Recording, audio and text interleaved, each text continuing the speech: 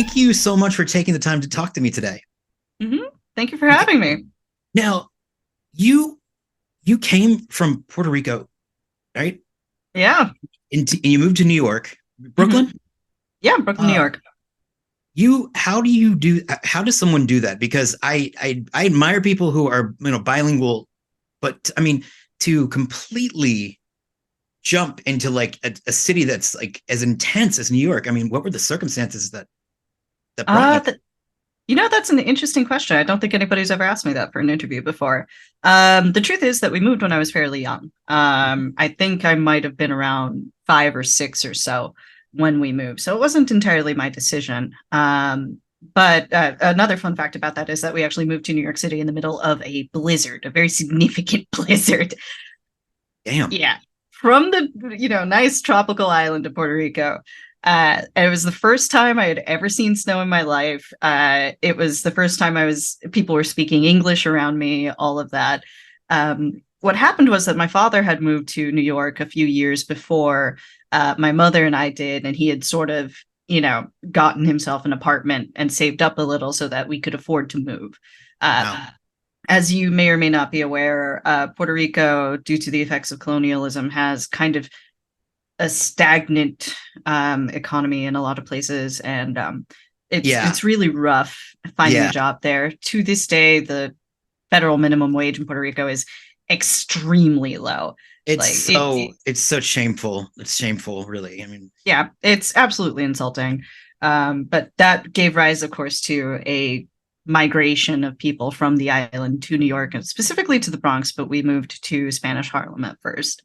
But that was why we moved, seeking financial gain, the American dream, and all that. And I mean, it was rough. I'm not going to lie to you.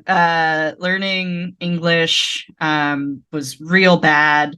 Uh, there were people who would make fun of me all the time because I had an accent.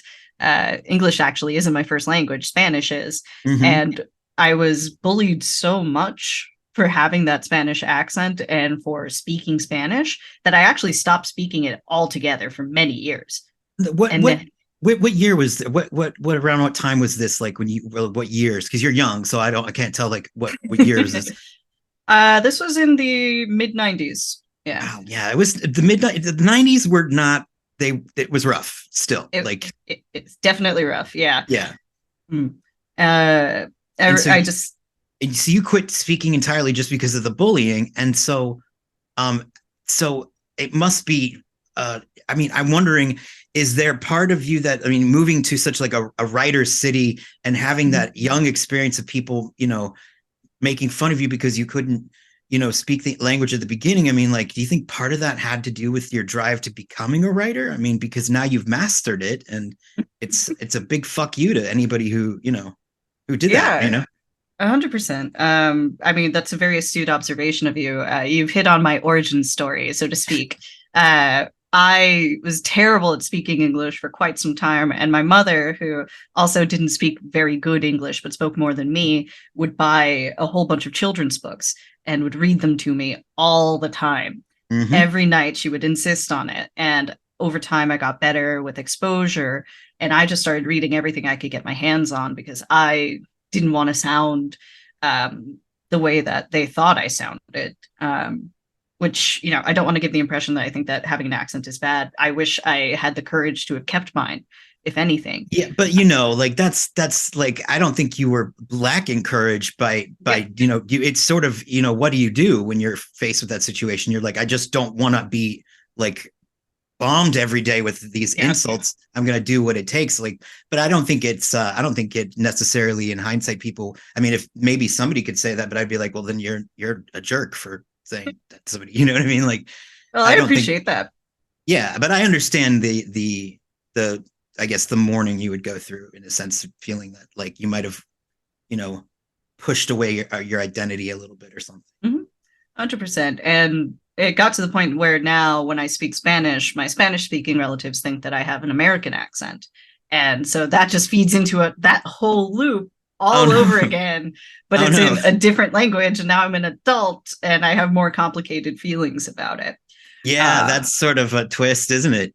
Yeah, I mean, it's not a unique story. There's a whole bunch of diaspora children from not just, Puerto Rico, but worldwide who go through this. And in a lot of ways, the stories that are right are they come from that place of othering, from having to figure out who you are from a very young age.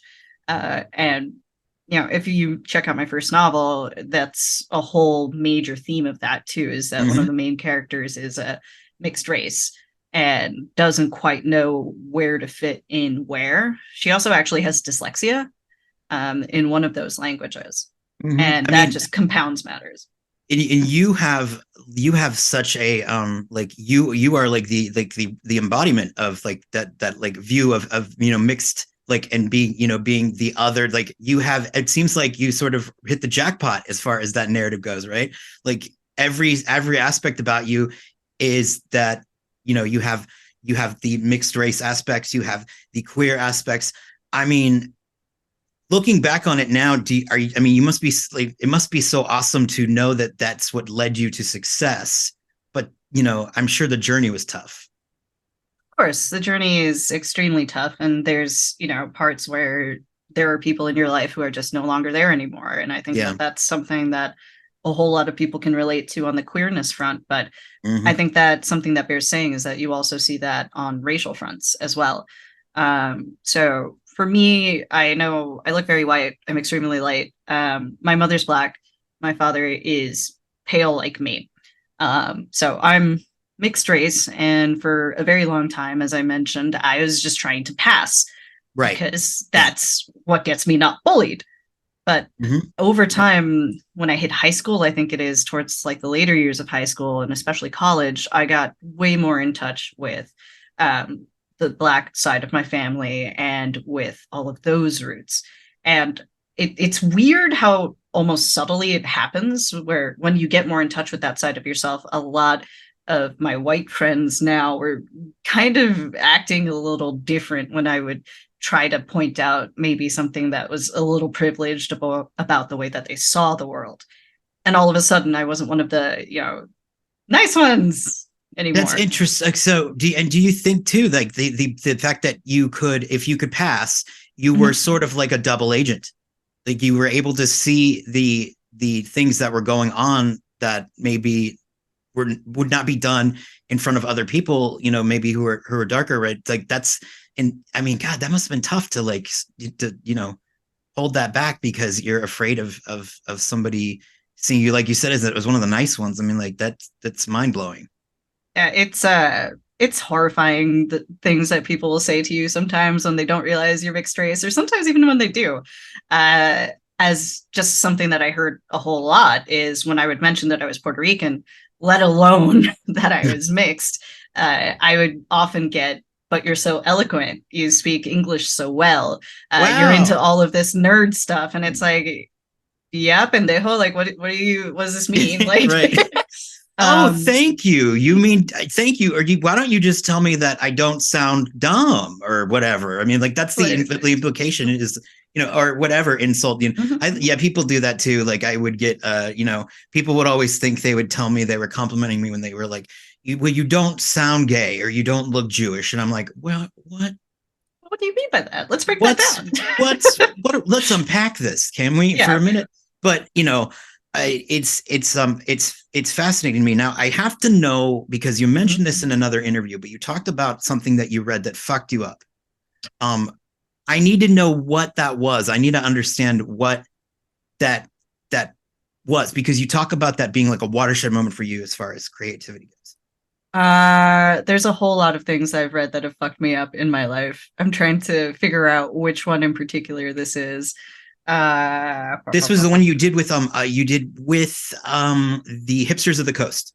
Hipsters of Hmm. the Coast. I can see if I can Oh, pull it up. yes. Okay, yes. Okay. I know the one you're talking about. It is on that bookshelf right over there. So that's 100 Poems from the Japanese by Kenneth Rexroth. I found that when I was, I want to say 23. I was walking down the street, my Brooklyn street, and as often happens, somebody had left a crate of books out because they were moving or whatever the hell. Oh, I'm so Little did, yeah, little did they know that they were about to just change my whole life. um, because there was this tiny little book, and I can't stress enough, it's very small. And at the time, I was kind of playing around with the idea of writing an East Asian inspired fantasy novel. And there was this book, I saw it, I said, that seems really beautiful for some reason. I am compelled by this plain white book.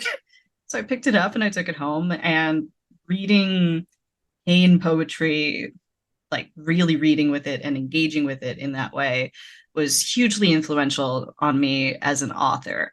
The use of imagery, the images themselves that are used, the eloquence of the language, and the longing and yearning that we feel throughout a lot of those poems, as well as the poets themselves, were hugely influential. Yeah. Then okay. And so then now what's interesting too is that you take East Asian fantasy, which was that like a nerve-wracking thing to go into, because that's a whole like other culture that you have to be completely educated about. You have to know your shit. And so that was that daunting to do the research that was needed for that, or was that something you just had already had in your wheelhouse because of the fascination that you had growing up with? It was something, I mean, it's both things. It was something that I had in my wheelhouse on a base level, because I had always been very interested in East Asian culture when I was growing up. And when I sat down and decided to actually write a novel concerning the matter, I just bought as many books as I could on the various, I bought a whole bunch of books on Japanese history, and I bought a whole bunch of books on Mongolian history. And I also, and this is important too, you can't just read history texts when you're embarking on a project like that. It's also important to engage with fiction from the area that you're looking to write in. Different cultures have different sensibilities when it comes to stories. And in particular, the Japanese aesthetic of storytelling and structure is very different from the one that we use in the West. And that's something that you have to contend with when you're engaging with that as well. Was it nerve-wracking? Yes. However, it wasn't entirely something that I thought anybody else would ever read. It was something it was something that I wanted to write because I wasn't seeing a lot of it. And my partner, I showed them the first 60 pages or so. The whole novel started out as a character backstory for D&D, by the way. Oh, wow. Okay. That's pretty cool. Wow. I did not know that. Yeah. So I started, basically this game only ran 2 sessions, but I came up with the character of the lead of Tiger's daughter, Shafali, and I got a little carried away with the backstory, and I wrote this like 60-page document, right? Because I'd always been a writer. This was just something that I did. And I showed it to my partner, who is Filipino, and they really enjoyed it and they wanted to see more of it. And it meant a lot to them to have fantasy in that register. And so I was like, yeah, okay, I'll do it. I'll write the whole thing. So I wrote the whole thing. And then when I was done with it, I was like, wait a second. I think this might actually be like a novel-shaped object that I can send to other people. This could be something that's bigger than just something that I wrote for my partner and maybe a couple of my friends.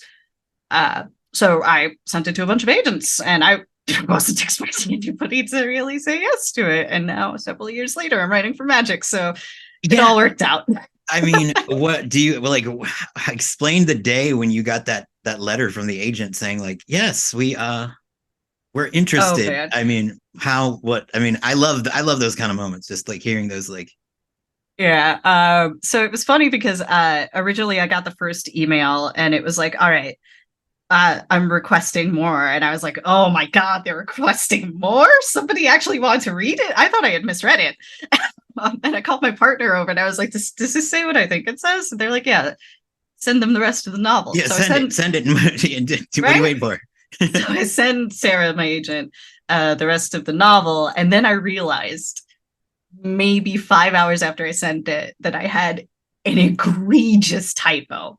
And I mean like an offensive typo. Toward the end of the thing. And I sent her a second follow-up email where I'm like, please just use this one instead. And she was so kind about it that, it really struck that feeling for me of this is somebody that I want to work with. She was very sweet. Right. That's One, your agent should do that for you. They should look out right? for your best interest, even when your best interest is protecting you from your own typos. So I got a call maybe I want to say like a month or so after that. And it was, I want to say like 10 o'clock at night. My partner was asleep in bed next to me. And I woke up and I saw this call. It's from Colorado. My agent's in Colorado. And I'm like, is this what I think it is? I pick up and it's my agent and she's, offering representation and all that. She apologizes for the late call, but she had just finished the book and was very struck by it. So we sparked up a conversation there, and yeah, no, I was kind of transcending. I ended up waking my partner up because I was squealing a little bit. And, Right? Yeah. I mean, I like think they that's forgave me. yeah, right. I mean, I think those moments, yeah, I definitely can see like squealing would be it would be It's apt. appropriate. I mean, what else can you do in those moments? I mean, like if you hold it in, you might like explode, right? I think I really might have. Like, I Yeah, think I might have bust a blood vessel or something like that if I had done so. and so then now around what time did you start playing Magic? Were how old? I started playing Magic. I can tell you exactly when. 2 weeks before Avacyn Restored dropped. Uh, Ah, and okay. you can see right here that I kind of like Avacyn Restored. And yeah, and I want to talk a little bit about Avacyn because you wrote some stuff about her on your like you very emotionally charged stuff. So I want to know why I want to know why you have the relationship with Avacyn. I'm curious because she's a fascinating character to me, but I've always viewed her as like I can't reach her the way that I think you reach her. And so I want to know what makes Avacyn like speak to you so like much. So we're gonna get real tender and real queer here. Sure. Avacyn was the first Magic character I ever saw knowingly. One of the guys in my TTRPG group was I was playing a paladin at the time who kind of looks similar to Avacyn because my paladin was Nazmar. And so he said, well, this looks like a character you would play. How about you get into Magic? And I was like, damn shit, maybe I should get into Magic. He sent me the story of the Geist of St. Traft, which was the first Magic story I ever read. And I was so struck by the relationship that Innistrad has with Faith, and particularly with Avacyn, that it just kind of immediately drew me in. Gothic horror has always been something that's been very dear to my heart. When I wasn't reading East Asian fiction, I was reading Gothic horror. Oh, so But good. one of the other things that's very central to my character is that I struggle with a lot of anxiety and with panic disorder and with fear basically all the time. That's my secret. I'm always afraid. Mhm. Um, and Innistrad is made up of all of these tropes and things that I love, but fundamentally, it's a plane where people keep going in spite of these massive, insurmountable odds. It's yeah, Everything, yeah, they're always getting beaten down. There's always some kind of crisis happening. You don't really have very much hope of like a long, fruitful life on it's Innistrad. so I mean it's heartbreaking sometimes. It's just like, man, could they be dealt a worse hand of all the planes? I mean, maybe like I mean, Amonkhet had it pretty bad, but at least that was quick. You know what I mean? Like it was like, Mm-hmm. but But they no, keep coming Innistrad. back to Innistrad. I know Um, Innistrad. It's just like, oh God, like the when the Eldrazi like the Hanawir thing. That yep. that Oh killed man, me. that was Oh my awful. God. Oh, Yeah. killed me. But so the faith thing, Avacyn and faith, like that's interesting. That's interesting because I wonder. I know that I have a difficult relationship with real world religion, Mhm. and because of the and the poisonous things that it can spread. Yeah. So I wonder the connection with Avacyn maybe because the faith that maybe that was a place for you to have like sort of like a religious experience maybe, but through fiction. I mean, I don't know if Yeah. is that far off or No, I mean, I think that's pretty close to it. What spoke to me, especially about Avacyn, is that she is something that protects humans, that she looks after people, that she, you know, beats up all these demons or whatever. But she's also something that humanity that like was created for humanity. She's explicitly an artificial deity. mm-hmm. Um, and obviously we have the other Powerpuff Girls, so to speak, that are around on Innistrad. But Avacyn was really what the people put their faith in. And they didn't know that she was artificial, but they still believed in her anyway. And the idea that ultimately we create the things that save us, that we can make our own hope, that we can find these things and we can cling to them even when the world seems at its darkest, and that we can save ourselves in this way, that there is always that hope, that hope makes things literally indestructible when it's on the battlefield. It really spoke to me, and that's why Avacyn's collar was my first tattoo. Was this idea that even when times are at their most apocalyptic, even when, you know, it's demons have destroyed your turnip field, and then Eldrazi have destroyed your turnip field, and then werewolves have destroyed your turnip field. Yeah. You know, Avacyn has been unmade. You still believe in that hope that she gave you. And you That's still beautiful. believe, yeah. That's so beautiful. Like, you know, I never thought about it that way, but that is incredible. I mean, that's heartfelt. And then I guess the reality of you then working on an actual Innistrad set. I mean, I feel like I would be blubbering, like just kind of, you know, the reality of, I mean, how life affirming was that? I mean, like, incredibly. It's funny. I've told this story before, but I love telling it, so I'm going to tell it again. When I initially pitched myself to Wizards, I kind of, again, I wasn't expecting to hear very much back from it, because I dropped my third novel, you know, as like, I guess I'm a writer, maybe.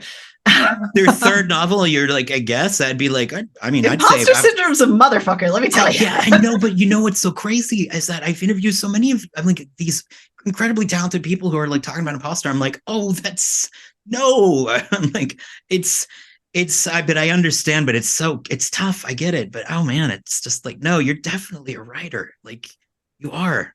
I mean, it's a thing. But anyway, as you're saying, when you got you didn't expect to hear anything back. Mm-hmm. So they send me this email, right? They sends me this email, and it's like, hey, we would love to have you write for Magic. We're so confident that you're going to say yes to what we're going to propose to you, that we are just going to send you the NDA now in the initial email, which they don't usually do, right? They send you a very vague overview that's like one sentence long of whatever the fuck you're going to be working on, and then they wait for you to confirm, yada yada. Right. They sent me the NDA the first email. And so, is because, what do you think? Because your passion was just so clear, or I mean, yes, had you just been like spreading the word like through little birdies or something like? I included in the email the initial pitch document that I had an Avacyn's color tattoo, and that Innistrad was my favorite plane.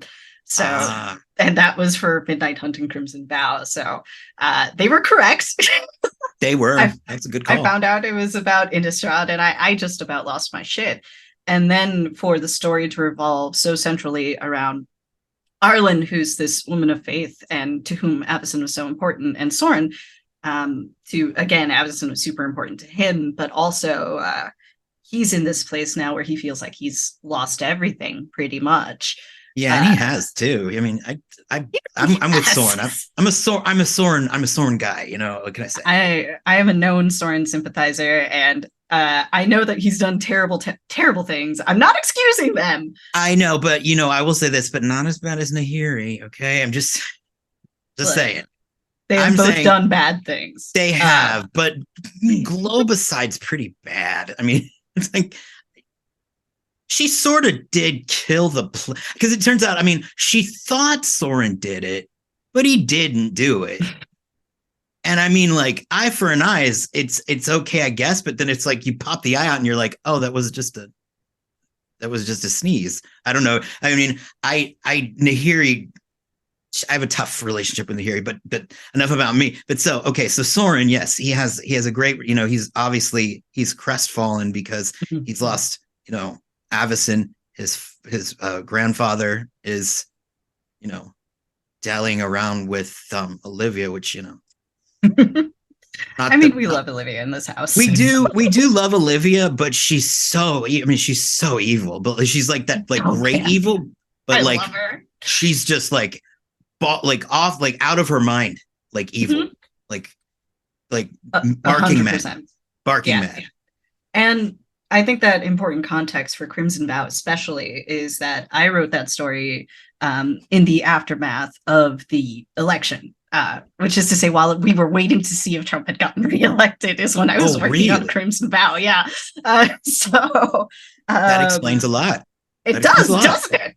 Yeah, it does. It Because does explain a lot. Like there's a lot. Yeah, there's like and hopelessness and just sort of like Crimson Vow is about the Fox Newsification of Edgar Markov. And I've said that before and I stand by it, where you can have these relatives who are all right, they mean a lot to you, they're from their time, and then all of a sudden you go back and you visit them and they are talking about eating babies. And it's like, that is so far off center. I don't even know how to begin to unpack the awful I thing that you've just said. I had to rip into my mother the other day. She said something and I was like, that did you take that directly from Fox or did you modify it a little bit? Because I know you didn't come up with that on your own. Like, but because it's a shame. It turns people into minor birds. But a lot of the news, like the news, the big news stations, they're not doing their job. But Fox sucks out loud. Yeah, Which 100%. but at the same time, every time I watch a show by FX, I'm like, how can they be the same company? It's so strange. Like FX has such great shows, and then That's Always Sunny. Like I know. It's like how what dichotomy is happening there. But in any case, so wow, that's fascinating. Mhm. Crimson Vow story that's a whole new twist. See behind me, you can't really tell, but those are the actual candles that Aaron Miller designed for the artwork for. Oh wow, Yeah, like that's awesome. Green tea tree lights and everything, and I have the glass chalice that they used for the promo art. Yeah, That's so sick. when That's I so interviewed sick. him, he interviewed me, he's like, oh yeah, I have these things that I made, and I'm like, do people like want to buy them like right away? He's like, I've never thought about selling them. I was like, oh, you should. I think people would buy it, and by people I mean me. So like, yeah, it was so What a cool. coup So for you. No, that's awesome. Like, I'm tremendously jealous. oh well, I mean, you've got some stuff in the background. I mean, like, well, let's like that Liliana statue right there. I mean, good. I mean, Magali, hello, like she's Yeah, she's that something was else. that was actually an anniversary present from both of my partners. So, uh very nice. That's two partners, but you know what? Like that is. I mean, I'm fascinated by that, and I don't want to be like gauche, but Mhm. like I mean, so how do you guys meet? Do you guys like trade like when you make dinner? I don't know, things like that. Like I'm just curious. Like, how does It's it work? people tend to think that it's like a very, stirring and exciting way of living, but it's mostly like it's very normal. At least I think it's normal. In terms of who makes dinner, oftentimes I will have dinner with whoever's dinner I want more. One of my partners is a vegan, so they cook a lot of their own food, and they'll periodically make us all like tacos. They make really, really good vegan tacos, actually, the best vegan tacos I've ever had. Um, and then my other partner is a carnivore too, so sometimes we'll just have whatever. Where it gets the diciest proposition is ordering food. Oh yeah, you can't. Yeah, that like that's so tough with just two people. Oh my Yeah, and then god. you add another person, and it just compounds the whole issue. Yeah, Uh, that I can see that being a thing. It's so like, and I like you're. I mean, maybe because I saw you. You didn't. I saw you at the Magic Vegas Magic Convention when mhm. there was a big panel, and you came up to ask a question. You were trying to be anonymous, and you were called out from stage by Jay. Yeah, Jay Which blew my spot entirely. you were like, you could see that in your face. You were just like, oh, but it was great. But like, are you like you're no bigger than a minute? You're so little, and I'm like thinking like maybe all three of them are very little, and that's how they can all fit. No. No. So like, how do you fit into a bed? I mean, you have to like. We have separate rooms. I Oh, sleep with one or the other. oh, okay. So it's like a Mhm. trade. Okay, I got it. Yeah, Okay, all right. All right. I can dig it. yeah. Okay. I mean, Um, I just am ignorant and I just kind of am curious, but I hope I'm not like offensive. oh, you're fine. Okay. It's something that a lot of people ask about, so I'm used to answering questions about it. But yeah, no, it's totally fine. For the record, my partners are 5'4" and very stocky, and then my other partner is like 6 foot and extremely lanky. Yeah, So that's it's like that's an interesting like yeah, police so it's lineup. and then there's me, and I'm for those of you who cannot see me, I am all of 4'10", so That you're I'm a yeah, very that's small person. yeah, that's yeah, it was because when I like when you approached the mic, it was like They had to, yeah, they had to love. move it down. They always do. But now and I do want to talk a little bit about also Liliana, the Liliana because Liliana is like she is just I think if I had to pick one magic character that has the most like impeccable story arc Mhm. of all time, I think she wins for me. I don't know about you, but I mean, what do you think? What's I your think thoughts on that? Liliana is definitely very high up there. I don't think that we're necessarily done with Liliana's story arc either. There's a lot of different Oh ways it could gosh. go. But I know. I'm uh just so worried because it's like so, you know what I mean? Like yeah, it's such a daunting task to continue with her. Although I am excited about the comic book that's coming up. You know, yeah. like her and Uh Soren. I'm gonna shit my I pants. love them. Like, But yeah, no, I 100% agree. I think that Liliana does something very well too, which is that from the outset, she's always been a very complex character. mm-hmm, She's not simply the girl boss. We're here for the girl boss energy. We all love her, thigh high lace up boots and all of that. But on top of having, the sexy art or whatever the shit, she's also very impactful in the story. She's somebody who has this extremely relatable initial struggle of I'm in debt and I need to get out of debt. And that's yeah, exactly what it is. It's mm-hmm, demon debt, yeah. but it's still debt. Like Yeah, I that's mean, it's like when you break it down, what's the difference? It's like Mhm. you're, I mean, debt's debt, you know, like you could have, something flying at your door calling for you or the repo man. Either way, it's not it cool. Yeah, and ultimately her whole storyline is about wanting to be able to seize power for yourself so that other people can't hurt you or determine your destiny anymore. And I think that that's something that's just so relatable for Mm-hmm. a lot of people. And whenever somebody reduces her to, just like, I am a dummy mommy, it's like, yes, Yeah, yes, but. yes, and yes, yes, yeah. Like, I mean, yes, she's pegged Jace, but I mean, but then again, who hasn't? Just kidding. Well, Vraska and I mean, I'm just saying, right? I mean, that's not canon, but I would say that that's what's going down. I mean, if I were to take an educated guess, but no, I'm sorry, I got you there. I didn't mean to. Hopefully I did not offend you there, but it's No, no, honest. no, I mean, not at all. Not at all. but she really does have that. She has that. I identify with that quality of where you're so damaged by what's happened to you that you want to pretend that you're this like hardened person that doesn't need anybody, and Mhm. then the reality for her sits in that she's like, no, not I can't. I have a soul. I have a feeling. I don't like what I've become, and just it's so good. It's just and I wonder with you like working on a story like Magic where the story is a living breathing thing. It's continuing.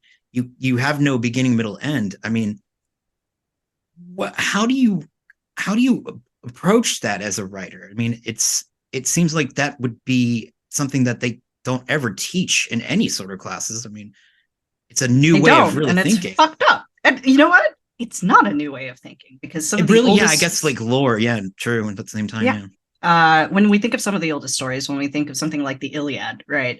Yeah, yeah. That's attributed to Homer, but really, it's a whole bunch of people have been telling each other that story, tweaking it a little bit and passing it on and recording it. And the version that we have, the Iliad, is the canon version.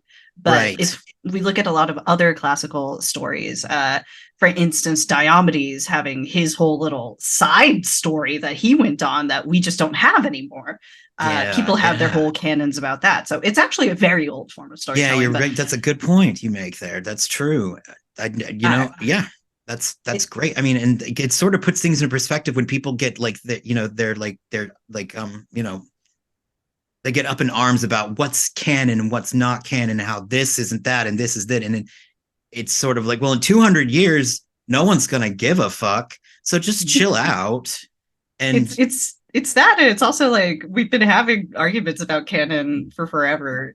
Something that really helps me in terms of parsing, we've had arguments about canon, pick whatever, it doesn't matter, is that I was also a huge comic book fan growing up. So with comics especially, it's very choose your own adventure when it comes to what's canon and what's not. To answer the question about magic, though, I actually find it really fulfilling to work with, to be in dialogue with other stories and other writers and to create something collaboratively. It's something that, coming from the tabletop gaming community especially, just means a lot to me.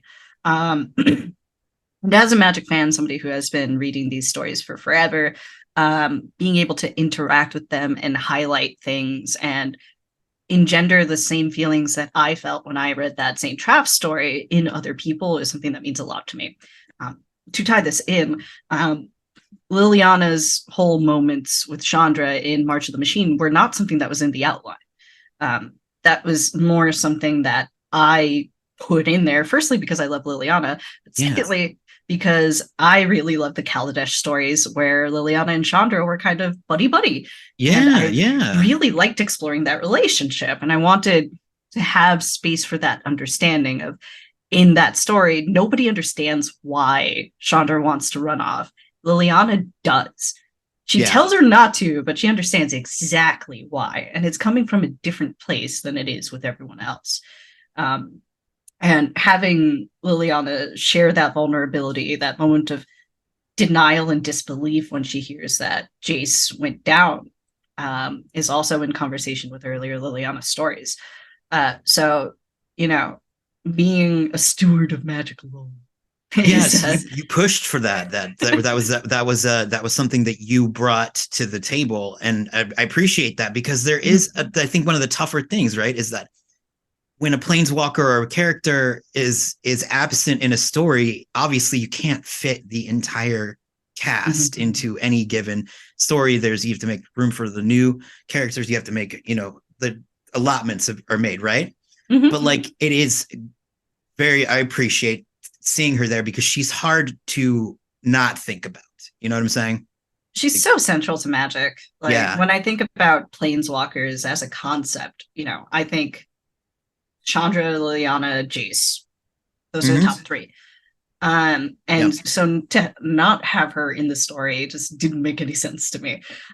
Also, I shoehorned her into Innistrad wherever I could via quotes as well. I mean, she's got to be. I mean, it's like, I mean, honestly, I think that you go, please, to shoehorn away. I mean, like, I feel like, I hope, like, I'm all for it. Like, I don't think you could be like, over shoehorn her into anything. But yeah. Speaking of news stories, and I know that there's not much you can talk about, but it did just come out, the news. Yes. Wild of Eldraine, you are going to be you're going to be the maestro for that one. So that was Streets of New Capenna, my friend.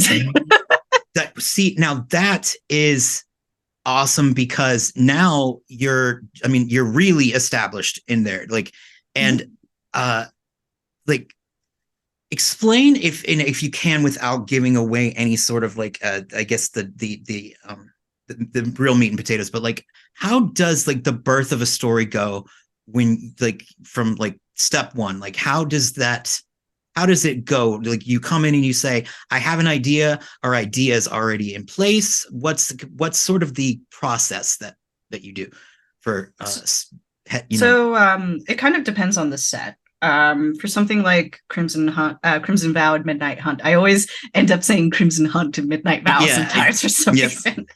But for something like that, the story was kind of already set by the time that I got there, and I had, leeway to work within that.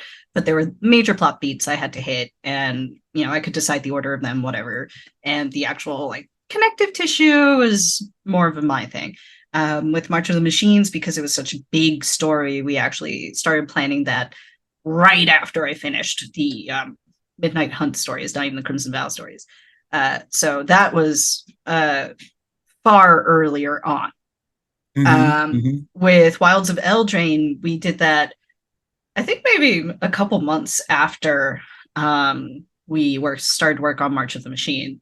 So with Wilds of Eldraine, things were again more set in stone. There was more leeway than there was with Midnight Hunt and Crimson Vow, but it's still very much here's the things that we would like to see in this set. Make them happen in a way that feels cool. So yeah. And I wonder, I feel like this will be a place where you can really have a lot of fun because the characters are relatively new, even though, we have the Kenriths coming back and we know them. Like, you'll get to kind of romp around and play with these new, or at least hinted at new characters. Like that's got to be exciting to delve into. Yeah, I think they've already talked a bit about some of the characters that we'll see. I can't remember exactly off the top of my head what's been spoiled, so I will try to. I will tell you. I can tell you what's been. I can tell you what's been spoiled. Because I had it up. I had pulled up, but so the So we're one of the. I'm just gonna sort of brief it, but we have a half fae that we've talked about. I know that's one that we've talked about. We also have the Boy King Will, which we know is the Kenrith, and and also what's really kind of like that's already got my attention is that like Rowan, she has to deal with the fact that like she would she's better suited for this gig, but she can't do it, right? Because it's not how that rolls. I mean, is that what's going on, or did I misread that? Like, so Rowan is in a place of struggle here. Wilds of Eldraine is very much a story about trauma and recovery from trauma. Yeah. I think I can say that much. It is, they're both in a really bad place because we know their parents are gone. Neither of them was involved in the invasion at all. Will and Rowan were just minding their own business on Eldraine, and all of a sudden this invasion happens. Now their parents are dead. They don't have any tie to any of this. They don't feel that same we lost people, but we saved the universe thing. For them, it's just a loss. And they are taking this in different ways, the twins. And the way that they take these things and the decisions that they make from these places of grief are very important to the story of Eldraine. That said, I am also really excited for everybody to meet Kellen, who is the half-fae character. Writing him was a lot of fun. He's very different from the twins, especially where the twins are right now. But he's just a very refreshing little breath of air in the story. Right. Yeah, he's so much fun. I am so excited for people to meet him. He has a lot of the same elements that I was talking about before, where he's a halfie like me. So he doesn't quite know where he fits either. And the story is very much about him kind of figuring out who he is in the context of all of these terrible things that have happened to Eldraine. And for people who are very interested in the ramifications of the Phyrexian invasion, I can assure you we're going to see some of them in Eldraine. They did not have a great time. So I mean, yeah, that's the thing is that I think a lot of people were. It was such a difficult. I mean, I did not envy the amount of like storytelling that you had to jam into that once that that like very little space. I mean, like there it was. I mean, I enjoyed the hell out of it. I had a lot of fun, but it was so a lot of just like daggers to the heart as far as like watching people fall, watching people get, killed or, Phyrexianized. I mean, like that, the Nissa and Chandra scene, like that was just like, oh God. That was a struggle, right? That was tough. I was like, man, is there going to ever be, I mean, I'm glad that they're, like Nissa's on the mend, but like, that was just like, oh, like it was rough. Big Oof City. Yes. Yeah, that was like, kind of like Brokeback Mountain rough. It was like, oh my God, like You're that's going to see more rough things in Eldraine, I promise you. so wow. So that's awesome. So I mean, well, you know what? Like that's fascinating. That's a really interesting and cool turn because, Mhm. I think at least I was kind of in my own stupid way. I was thinking like, oh, we're going to go back to fun Eldraine, but no, that can't be the case because Eldraine was invaded. But in my dopey kind of way, I'm still kind of in the old Eldraine kind of Mhm. like way of thinking. So I mean, the thing is that this story is kind of about both of those things, right? It's about Kellen, who has this sort of brighter story, and it's about the twins who have kind of the more traumatic story, right? So it's about both of those things happening at once. We get stuff with old Eldraine, we get a lot of fairy tale influence there. We also get a lot of focus, especially on Rowan, and what she's going through and how all of this has affected her. So mhm. we get both sides where it's somebody who was already a fully formed adult at the time that all of this happened and had their own feelings and aspirations, and their life has been kind of cast completely into the shadow by what's happened. But then we have Kellen, who's somebody who's at the start of their journey. And Mhm. this is where things can only go up from here for Kellen. Whereas Yes. for Rowan, it's a lot more complicated. It's yeah, they're interesting. They've grown really interesting. I think when they first came out, I didn't know what to make of them, but as I've with the Strixhaven, it was like, okay, I really like the dynamic that happened between them, like the wanting their own individuality and having being twins, but yet being very Mm-hmm. different people.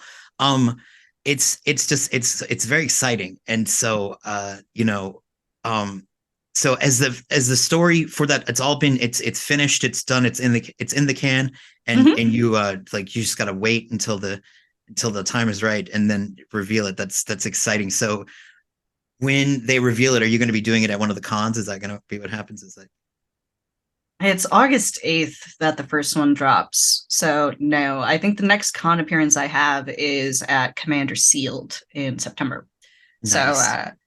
always happy to talk Magic Story at Commander Sealed if anyone is happening to attend. Always happy to chat about that sort of stuff.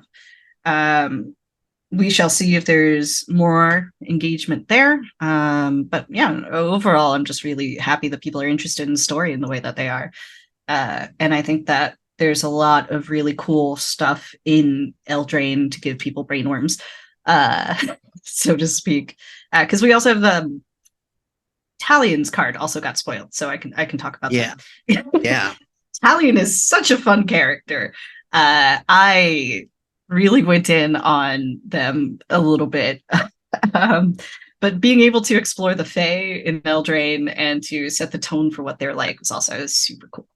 I mean, like me personally, I've always, I've been discovering my own Fae for, the Mhm. past 300 years. So, I get it. I can dig it. Um, I won't keep you for too much longer, but I have some kind of like, I guess they would be kind of, I'd say silly questions, but I love these kind of questions anyway. Do you have a book that you love that is just total crap, but you love it anyway? Like for me, it's Valley of the Dolls by Jacqueline Suzanne. You know what? I'm not going to answer that about books, but I will answer to you that Why about not books? movies. Why? Why? Come on. Why not? I'll give you a movie, and Okay. that movie Okay. is Cats. Cats You do like 2019. cats. I I love wondered about Cats. that. I thought that is idiosyncratic because uh, you talking about the movie, the 2019 movie, right? The oh one yeah, that 100%. Yes, that's that's it's a choice, right? that is a Uh, choice. Yeah. it boils down to nothing matters. Watch Cats, right? Because Cats got me through the pandemic, right? Because it's this giant. It was the last movie I saw in theaters before it, and it's this giant, just money pit of a Yeah. film where Yeah. it's this monument to hubris, and basically every decision that was made at every single point is wrong, and not just wrong, transcendentally wrong. Yeah. Yeah. It's something that just transports you to another dimension, and it's like, this movie is dog shit, cat shit, even, you might say. um, but it's so bad. It's so awful, and it's all about these cats killing themselves. That it's like, but it's, it was the CG with the weird CG and the CG. it's like, Yeah. Dame Judi Dench has like realistic cat hair and she's cleaning her. I don't know. It's like, why? Oh, man, why would you do that to someone of that caliber? But at the same time, don't you wonder that sometimes, like these brilliant actors, you wonder like, what were they thinking when they agreed to this? Like, is this just like a paycheck? I mean, I wouldn't blame them if it was a paycheck. Like, like they're like, maybe they want to take their family to a really nice resort or whatever. I don't know. I'm not judging, but I just wonder sometimes. I'm like, these people will be so brilliant, and then they'll just pick something that. I think that, like, from the inside of the creative machine, as it were, yeah. the projects that you sign on for are not always the projects that you end up seeing. So, okay. If you think about it, this is the guy who made the fucking Les Mis adaptation that won a bajillion Oscars. Oh yeah, that's right. Yeah, that's true. Yeah, you're like, right. I like Cats, the musical, and I like Oscars. If I don't sign on to this, I might like lose out. Right. There's people who didn't sign on to the original Star Wars because it sounded silly. There's people who didn't sign on to Lord of the Rings because it sounded silly. Like Sean Connery was in the running to be Gandalf, and he didn't take the role because he couldn't fucking understand it. Really? Oh God, yeah. Sean, what? Oh, Sean, come on, that's terrible. So he ended up taking he took the role in League of Extraordinary Gentlemen because it was another movie he didn't understand. I do like that movie though. I mean, I love that movie. It's not Lord of the Rings, but I love that movie. It's so good. It's so steampunk and Mina Harker. I mean, dude, it was a bi-awakening for me. Like, dead ass. Like, I printed out all of the promo photos of Mina Harker, and I didn't know I was queer at the time. And I would just sit there staring at them, and my mother would be like, "What's wrong with you?" You're like nothing, like hearts popping over your head, like right, and like I don't even realize. Well, yeah, no, I had those moments too. Like growing up, it was like, just I had the moments where I was staring a little too much at, like, say, the Matt Damon poster. It's just like, I just like looking at it. Yeah, no, I just like it's a really cool poster of him smiling. Like, what?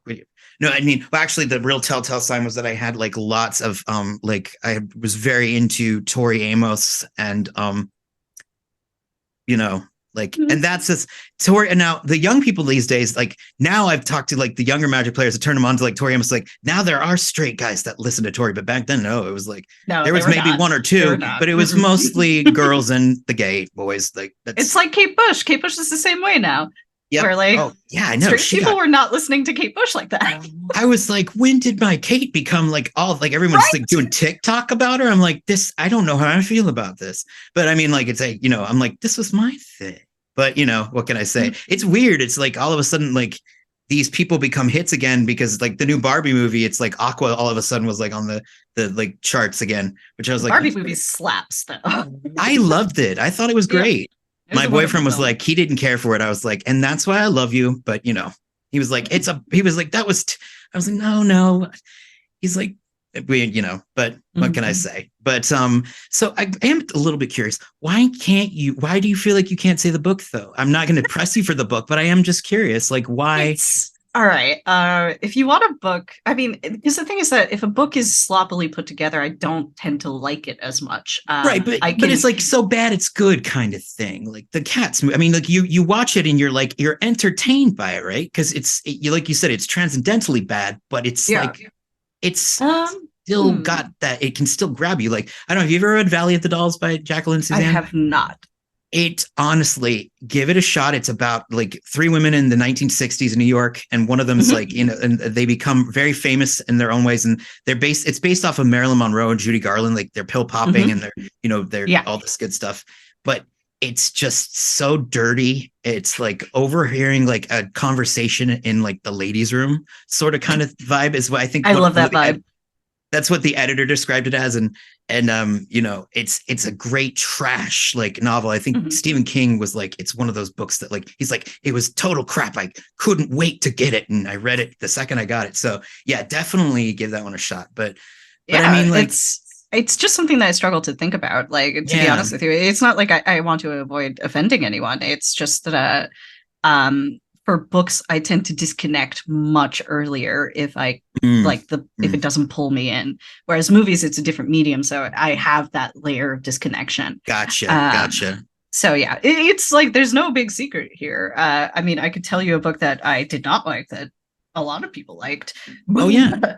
I did not like Hex, which is a novel. It's a horror novel. I don't know if you're familiar with it. Yeah, I am. Yeah, I didn't read it, but I haven't. It kind of wasn't. It didn't seem like my thing. I question a lot of things about the translation of that novel, not just linguistically, but also they moved the novel from Amsterdam to upstate New York, and one of the plot points of the novel is that there's only one gun in town. And I don't know if you've ever been to upstate New York, but that is not true. Yeah, there's one gun in what town? By town they mean like the half-mile radius, or no? I don't know. Like, I mean, maybe that, and even that's kind of like a little low. Yeah, I mean, this is America. There's guns everywhere. I mean, I live in Florida. Like, can't fart without a gun being like seen. Like, it just happens. So that one, I didn't connect with like a lot of it. I told a lot of people about it just because I didn't connect with a lot of it, but I wouldn't say I like the novel. I rather dislike it as a point of fact, but I just think that it's bad in a way that merits telling people over a beer once. You know what I mean? Gotcha. I understand that. Yeah. How do we feel about Twilight? Because okay. Because Twilight, I had problems with it. So Twilight is a complicated question. Twilight, I read New Moon was the first one that I read, and I read it when I had a stomach virus in the hospital. And my father bought me an autographed copy at the Barnes & Noble next door, which I later sold for $500. Wow. Yes. That's nice. It appreciated quite nicely. Yeah. But so I think that some of the things that people hate Twilight for are some of the things that people hate YA fiction and romance and stuff that is very key to women's fiction and female authors. I think that stuff is a little weird for me. However, the weird religious overtones are definitely worthy of critique, I think. Yeah, there was a little bit of the Mormons, the stuff was slipping in there, like just it's a tidbit, and sort of the like everybody who's brown turns into an animal kind of thing. And the whole this baby is literally going to kill you, Bella, but we're gonna go ahead with it. Yeah. Oh God. Oh, that's so bad. Yeah. No, Stephanie. What? Stop that, Stephanie. No, but I guess it's not her fault. But she's like, oh man, that's no good. That's no good. But no, for me, I think what bothered me about it was that I like my vampires. Like, okay, I don't know if you've ever seen Fright Night, the original Fright Night, but then there's the Fright Night 2 is the sequel that's in the 80s, and there's this Latina actress, Julie Carmen, and she plays Regine, this vampire, and just like. I wrote her on Twitter one time and I was like, you had me questioning when I was a teenager whether or not I was actually gay. Like I kind of had, I had moments where I was like, I don't know. I was confused, and she got a kick out of it. But, it's like, I guess it's a very flattering thing, but she was so deadly but seductive. I like my vampires to be deadly, or at least like sexy and deadly, but not like sexy and sparkling in the sun, and then also like emotionally abusive. I don't know. So I think that what's key here is that the vampire has always been about sex, right? Carmilla, baby. 100%. I have a Carmilla print on my wall behind this. But it's always been about sex. Werewolves as well are always about sex, but vampires in particular are about threatening foreigners, usually showing up and seducing your women, TM, a whole nine there. And I think that vampires that don't necessarily engage with an element of predatoriness are a little bit strange to me. They feel sanitized. Right. And I think that that's also part of where the Mormonification of these vampires comes in. That makes sense. Because they're not allowed to do something like as transgressive as drink blood, really. Like, they're vegetarians. And you've seen that done in Interview with a Vampire before, where Louis only eats rats for quite some time. Yeah, but Louis just was just going through it. He had a lot of things going on. Yeah. Or Louis. But I think that, it's if you want to engage with vampires and you aren't actually willing to engage with any of the darker themes that the vampire as a fiction imports and impugns, it's weird to write a vampire story. That makes that makes a lot of sense. See, this is why you're a writer, because that right there is, you break it down. Like, I mean, that's great. Like, I could see you being like in like, you're going to be teaching like doing like a guest lecture, like a college or something. You know what I mean? That would be very ironic for me. I don't have a college degree. Well, I mean, that who cares? I mean, like I mean, yeah, I guess so. But I mean, like, I'm saying, like, you would be very like, I mean, I would take that class in a second. Like, you could do a whole class on vampires, and I would be like, hello. Because I mean, it's fascinating. And by the way, before I let you go, I did want to congratulate you on, you wrote on Blorbo, a Blorbo on a Blorbo in the Star Wars, in the new Star Wars. I have my very own Blorbo Bleebus that you will find out more about tomorrow, which Blorbo I wrote about, because I cannot tell you. I know, but I feel terrible, but I'm like, what's a Blorbo? I was sitting there like, okay. Blorbo. So Blorbo Bleebus is a term from Tumblr and Twitter, kind of the meme circles. Okay. And it's about it's related to the term glorp shitto, if you've ever heard of that. No, I can't say that I have. I'm in my 40s, so like I thought meme was how you pronounce meme for a long time. That's fine. So when Rise of Skywalker came out, there was a character in it, Babu Freak, right? And Babu Freak is objectively a very strange name. And people were losing their mind posting about Babu Freak because he's kind of the best thing about the movie. And somebody who was not related in any way to the Star Wars fandom, I think, tweeted out something like, Star Wars fans are crazy because every now and again, some guy will show up and everyone will be like, oh, it's Glorp Shitto. So it was kind of making fun of both very minor characters in Star Wars being named and named strangely, but also having lore that makes them compelling characters. So when I say a Blorbo, I am referring to somebody of the Glorp Shitto variety who is, just a random dude, but is a very notable random dude. I thought maybe that's like the Star Wars way of saying blurb. That's what I was like. So no, unfortunately not. Because like I have to fill in the blanks. Like I like, for instance, like I think when I like, if I can't pronounce a Magic the Gathering character's name, I know Dihada is pronounced Dihada, but because the closest thing in my brain was dodecahedron, that is what she's known as to me. Like, yeah, there's certain names that I'm just like, I'm going to pronounce it as such. That's one of my partners calls Tristani Tostito. So I can see that. Yeah, that makes sense. That works. That works. And I call Muldrotha evil. Muldrotha, the grave time. Oh God, yeah, no. The only thing worse than that was playing against Memnarch. Oh, Memnarch. Yeah, we'll go. Memnarch stole my Edgar Markov. That is unfortunate, my friend. It was. I did not play. I didn't play for a month and a half. I was so angry. I totally get that. Get that. I've had some rough games against Salty Narset, OG Narset creature Narset. I've had some games against that deck, let me tell you. Oh, that's tough. Oh, that's the word. And you feel it coming. You're like, oh, I've got that rage. It's coming. You're like, I don't. You're like, I need to make some toast. I'm gonna have fun tonight. This is a game. I'm gonna have fun. And then it's like, and then I'm like, excuse me. Yeah, you're sitting down at a con. You have your dog shit theme deck. Some guy sits down with like super tuned Omnath with like full duels, and you're like, oh no. You're like, no. Why would you do that? You know what? Somebody did to me one time. Me and my friend. He told us that he never played Commander before. And so he wrote this thing like on Facebook. He's like, we never played Commander before. I'm looking for people to sort of teach me how to play. So we showed up with like our weakest deck. This motherfucker comes out with like this, like, what is it? That black, the black Phyrexian dragon. What's the name of that? Skithrix.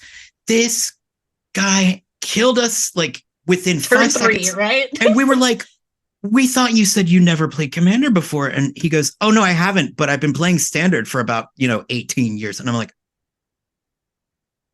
Did Yeah, you no, just like punk a it's a couple of different vibe. I was we got up to leave and he's like, "What? You don't want to play another game?" We're like, "No, No, no, no. Mm-mm. I think I don't that's think." what a lot of people mistake about Commander too, is that it's I mean, there's a lot of different ways to play Commander, obviously, but Yes, yeah, social games and social aspects are very important in Commander in a way that they're yeah, not necessarily for standard, modern, or legacy. yeah. I definitely agree. I mean, like, I like to see people pop off because there's nothing worse, right, than like you have that thing that you want to just try. Like, oh man, a group hug. Like, I have not yet. I could never get like I call them the gay kings, but Kineos and like Yeah. I just want to get my gay kings out. And I can't because somebody's playing mono red. I'm like, stop with the mono red. Don't do that. No. But what can I say? I love my friends. I hate them when they play Commander, but I love them. You know what I'm saying? Mhm. It's good times. But listen, before I let you go, is there anything else that you want to tell anybody about, and maybe give people information of where they can get your stuff? Your novels and all the good stuff that they want to pursue it further. Course. So, again, my name is K. Arsenault Rivera. I am available on most social media at Arsenault Rivera, my two last names. That includes formerly known as Twitter, Blue Yeah, right. It's Sky, a Twitter. Yeah, Elon. yeah, Good one, buddy. Mastodon, whatever. I'm probably X. on it. It's probably Oh, me. oh yeah, like Mastodon. Is that a thing? Is that a new one? I know there's like what Blue Skies and No, then no, that one's been around for a bit, but it's oh one of the other alternatives. It's okay. In terms of stuff that people can buy, though, I encourage anyone who likes queer people and also Tarkir to check out my first novel, The Tiger's Daughter. Tiger's Daughter is an epistolary second world fantasy based on East Asian mythology in place of Western ones. It's about two princesses from opposing nations, one from fantasy Japan and one from fantasy Mongolia, who have to team up to defeat a whole bunch of demons together. Also, they do kiss quite a bit, and they okay. have a whole bunch of duels. I Kissing and really, duels. Hello. right? My favorite review of The Tiger's Daughter read, "We get it, you like Revolutionary Girl Utena." So if you're also into Utena, please, by all means, I would love if you checked it out because I am so close to earning out on this book. I want to get my 10-cent royalty check so bad. Okay, So yeah. All right. Well, then you know what? I'm going to do it too. thank I will you. make a commitment. I Please buy will. it direct from a bookstore if you can. Those are the sales that count. Yeah, no, I will try if I can find. I live in Naples, Florida. It's like we have one bookstore. It's a Barnes and Noble. Like my life has just been constantly watching all things that I love, such as record stores, bookstores, and movie theaters, just go away. And I'm like, it's so painful. It's It's in painful. But Barnes and Noble, though. I will be going there, and I'm going to get it. And I'm going to be like, Yes. yeah, I know this person. Well, I don't know her, but I talk to her over Zoom. Just turn to So random people. we have that. From a certain point of view, Return of the Jedi will be coming out at the end of next month. I have a story in that about Redacted. Yes. And next year, I will also have a fantasy romance novel coming out called Oh, Oath of that's Fire.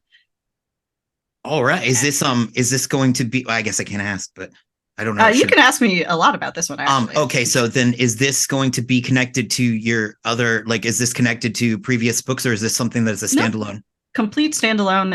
It is a sapphic modern retelling of Eros and Psyche, with some Fae elements. Kind of like the courtly vibe and the otherworldly vibe are the primary operating factors there. Sapphic is a word you just don't hear enough. It's like a good word. I love it. It I makes say it all the time. I love that well, word. yeah, but it's like I don't. I have synesthesia, so whenever I hear sapphic, I don't know. I just think of crystalline blue. Like that's what I think. Ooh, that's really cool. I love that. Yeah, I'd Yeah, say I have. I love that. Yeah, I have that with like if I listen to music, I see colors, and if I words have always been colors. And I was a kind of a weirdo kid, but now I'm just a weirdo adult. So, but yeah, and I'll put all the information in the shows, but the shows below, so the people can check it out. And thank you so much for talking to me today. It's been a blast. I really appreciate it. No, thank you so much for having me. You've asked a lot of really thoughtful questions, and I've genuinely enjoyed the conversation. Thank you very much. It's why I love doing what I do. So I can't wait to see what you got in the future. And you have a pleasant afternoon with your look at all that cool stuff in the background. Seriously. Ah, We've got is that the a Liliana statue. We've got two fake Grand Order statues. We've got a Gundam model back there. oh yeah, and we didn't even talk about anime. No, I that's know, next right? time when you won't get I me on to talk about Wilds of Eldraine. Oh That's what we'll hell do. yes, that's yes, because I mean I got questions, but yes, next I'll time. be able to answer some. Okay, you have a good one. Yeah, take care.